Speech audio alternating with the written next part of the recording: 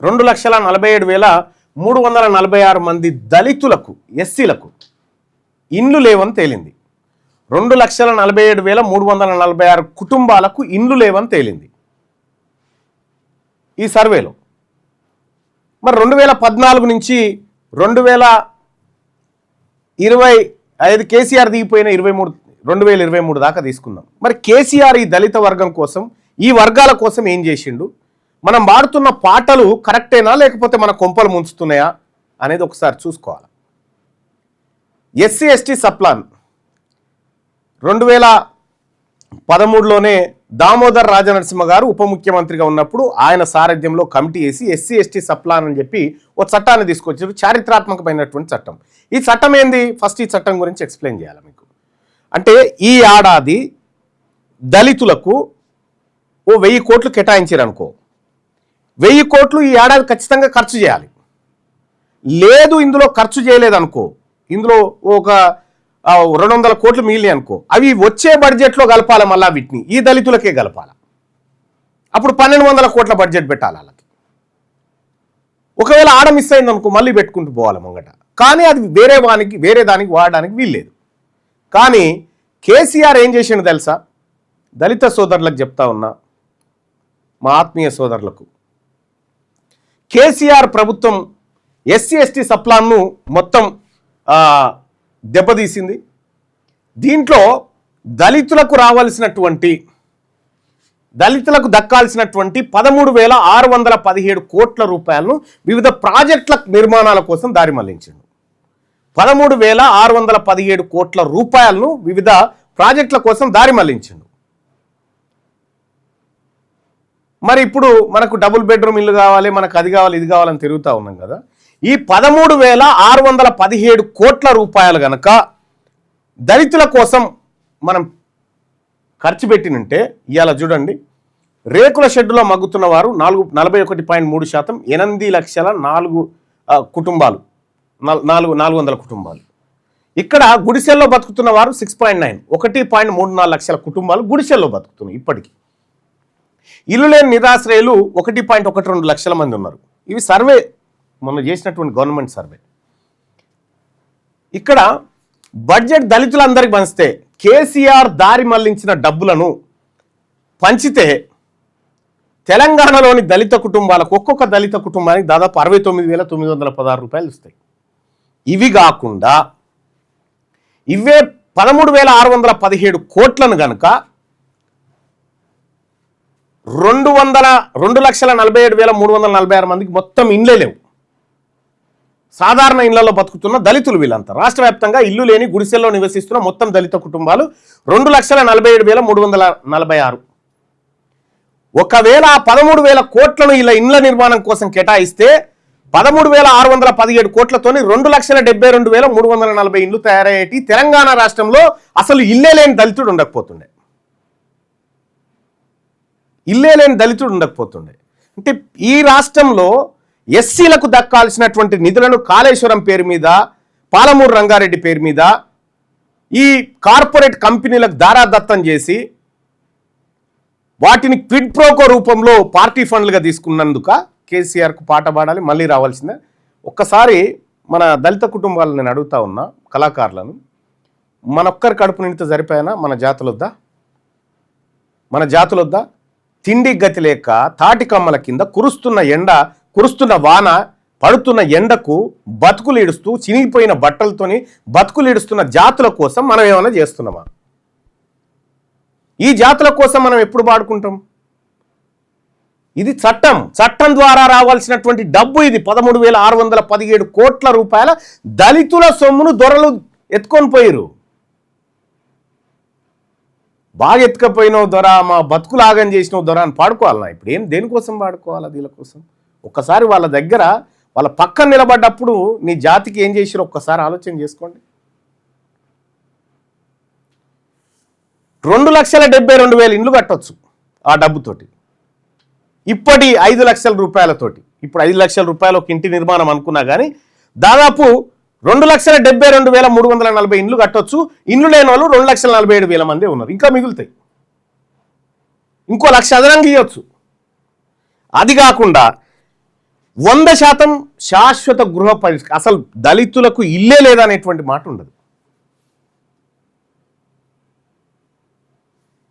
ఇది కేవలం సప్లాన్ నిధుల విషయంలోనే చెప్తా ఉన్నా నేను. ఇప్పుడు సప్లాను ఎస్సీ ఎస్టీ సప్లాన్ నిధుల విషయంలోనే చెప్తా ఉన్నా. మీరు ఒక్కసారి పాడేటప్పుడు నీ జాతులకు జరిగిన ద్రోహాన్ని గుర్తుపెట్టుకోండి.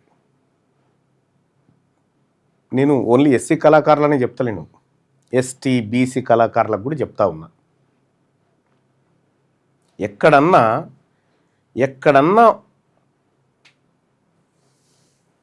ఒక రెడ్డి దొరసాని, ఓ వెలమ దొరసాని ధూమ్ధాంల గాళ్ళ గజ్జలు కట్టుకొని ఎగిరి దుంకంగా చూసిరా? మీరు కనిపించిందా ఎక్కడన్నా మీకు? అక్కడ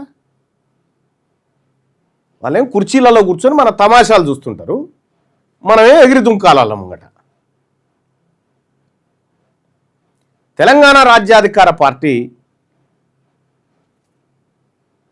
నిజంగా వీళ్ళకి అవసరం ఉండేనా అంటే ఇవన్నీ ఇంప్లిమెంట్ చేస్తే అవసరం లేకుండే. ఇవన్నీ ఇంప్లిమెంట్ చేయకనే ఈ పరిస్థితులు వచ్చినాయి. ఇవాళ మీరు చాలా విషయాల్ని ఇక్కడ చూడొచ్చు. ప్రత్యేకంగా ఏర్పాటు చేయబోయే దళిత గృహ నిర్మాణ ట్రస్ట్కు మళ్లించాలి, డబ్బులు మళ్లిస్తే అసలు ఇల్లే లేనటువంటి పరిస్థితి ఉండదు. ఇంకొక క్లియర్గా విషయం చెప్తా. ఇదే దళితులకు హైదరాబాద్లో బతుకుతున్నటువంటి దళిత సోదరులకు ఎంతమందికి ఇల్లు లేవో తెలుసా? 73.7 ఎస్సీ కుటుంబాలకు ఇల్లు చక్కగా లేదు. 1 రూము అర్ర, మహా అయితే 2 రూములు. 75.5 ఎస్టీ కుటుంబాలకు ఇల్లు లేదు ఇక్కడ పూర్తి స్థాయిలో. వీళ్ళంతా పనిచేసేది ఎక్కడ? కన్స్ట్రక్షన్ కంపెనీల కాడ, అమ్మాలు కలిపే కాడ, ఇటుకలు మోసే కాడ, నిర్మాణాలు పెద్ద పెద్ద బంగ్లాల కాడ చిన్న చిన్న గుడిసెలు వేసుకొని బతికేటువంటి బతుకులేలాయి. 1.69% మంది, మొత్తం 1.64% మంది అగ్రకులాల చేతుల్లో ఇంతమంది ఇటుకలు మోసుకుంటా బతుకుతా ఉన్నారు. ఇక్కడ ఇంతమంది ఇటుకలు మోసుకుంటా బతుకుతా ఉన్నారు. మరి ఈ హైదరాబాద్, ఈ జిహెచ్ఎంసీ పరిధిలో ఇవి కదా మన ఎస్సీ ఎస్టీల బతుకులు. దీనికోసం కూడా మీరు పాటలు పాడేటప్పుడు ఒక్కసారి సరే అందరికీ అవసరం, కానీ ఈ జాతులకు వాళ్ళు చేసిన మోసం మామూలు మోసం కాదు. ఇదంతా కేసీఆర్ చేసిన ద్రోహం. ఇది ఇప్పుడు ఈయనేమైనా చేస్తున్నంటే ఇంకా మీ గమ్మత్ విషయం తెలవాలి. ఇంకోటి ఇంకా చారిత్రాత్మకమైనటువంటి విషయం ఉంది. దళితుల పైన అత్యాచారాలు జరిగితే వాళ్ళని ఆర్థికంగా ఆదుకోవడానికి బడ్జెట్లో కొంత ఫండ్ పెట్టారు. ఇది చాలామందికి తెలియదు. ఫండ్ పెట్టి ఆ కుటుంబాలను ఆదుకోవడానికి ఇస్తారు కదా, అనా పైసా ఖర్చు చేయాలి దాంట్లోంచి వీళ్ళు. అనా పైసా. ఎంతమంది దళితుల అత్యాచారానికి గురయ్యారు తెలంగాణ రాష్ట్రంలో, ఎంతమంది ఎస్టీలు అత్యాచారానికి గురయ్యారు తెలంగాణ రాష్ట్రంలో, అనా పైసా ఖర్చు చేయకపోగా రేవంత్ రెడ్డి వచ్చి మొత్తం దానికి బడ్జెట్ లేకుండా చేసేసి, పాత బడ్జెట్ అట్లుండగా. ఈ రకంగా ఎస్సీ ఎస్టీలకు అటు కేసీఆర్ ఇటు రేవంత్ రెడ్డి కళ్ళ ముంగట వచ్చిన ఖర్చు పెట్టాల్సిన నిధులను పక్కదారి పట్టించి దొడ్డిదారిన దోపిడీ చేస్తూ ఉంటే మనము వాళ్ళ దగ్గర పాటలు పాడుకుంటూ వాళ్ళు మళ్ళీ ఇంకొక 20 ఏళ్ళు ఈయన ఆయుసే ఆయనకు పోస్తాడు, ఈయన ఆయుష్ ఆయనకు పోసి ఇంక 20 ఏళ్ళు బతకాలి సార్ నువ్వు అని మొత్తుకుంటాడు. ఆ సార్ ఏమో చేస్తుంది గిది. అందుకోసమే ఎస్సీ ఎస్టీ సోదరులకు చెప్తా ఉన్నా, మన బతుకులు మారాలంటే, మన జీవితాలు మారాలంటే తెలంగాణ రాష్ట్రంలో బీసీల ప్రభుత్వం రావడం ఒక్కటే మార్గం. అంతకు మించిన ఇంకొక ఆప్షనే లేదు. అంతకు మించింది ఇంకొకటి ఆప్షనే లేదు. బీసీల రాజ్యం వస్తే మీరు చూడండి, ప్రపంచంలో 100 దేశాలు ఉన్నాయి కదా, ఏ దేశంలో చూసినా ఎక్కువ బలం ఉన్నట్టు ఎక్కువ వర్గము చాలా తక్కువ వర్గాన్ని అణచివేస్తూ ఉంటుంది. ఎక్కువ వర్గము చాలా తక్కువ వర్గాన్ని మెజారిటీ వర్గం వాళ్ళు ఏం చేస్తారంటే చాలా చిన్న వాళ్ళని అణచివేస్తూ ఉంటారు. ఇక్కడ ఒక్క భారతదేశంలో మాత్రమే చాలా చిన్న వర్గం చాలా పెద్ద వర్గాన్ని అణచివేస్తూ ఉంటుంది అన్నట్టు. మొత్తం ఇండియాలో ఎక్కడ లేదు ఇది, ఇక్కడ మాత్రమే. ఏది ప్రపంచంలో ఎక్కడ లేదు, ఇక్కడ మాత్రమే అది జరుగుతుంది. దాన్ని అణిచివేయడం కోసం వాళ్ళు చాలా మంచి పేర్లు పెట్టుకుంటారు. దళితులు. తెలంగాణ రాష్ట్రంలో ముస్లింల జనాభా 50 లక్షలు. ఇదే తెలంగాణ రాష్ట్రంలో ముస్లింల జనాభా 12-13% జనాభాని లెక్కలలో చూయించారు. ఇదే తెలంగాణ రాష్ట్రంలో రెడ్లు 10,90,000 ఉన్నారు. వెలుమోళ్ళు అయితే 1,02,600 మంది. మైనారిటీ అంటే ఏంది? మైనారిటీ అంటే చిన్న, తక్కువ క్వాంటిటీ. మరి 50 లక్షల పైన ఉన్నటువంటి ముస్లిమేమో మైనారిటీ అయిండు, 1,00,000 మంది లేని వెలమోడేమో ఇక్కడ అగ్రవర్ణం అయిండు. మైనారిటీలు వీళ్ళు కదా, వీళ్ళక్కడ ఓట్లే లేవు కదా, వీళ్ళు మైనారిటీ కదా. పవర్ ముస్లింల చేతులకు రావాలి కదా, పవర్ దళితుల చేతులకు రావాలి కదా, పవర్ బీసీల చేతులకు రావాలి కదా. అంటే మనం ఈ పదాల చుట్టూ అల్లిక చేస్తూ ఉంటారు. అందుకోసమే నేనేం చేసిన, బీసీలు కాదు మేము బిగ్ క్లాస్ అని చేసిన.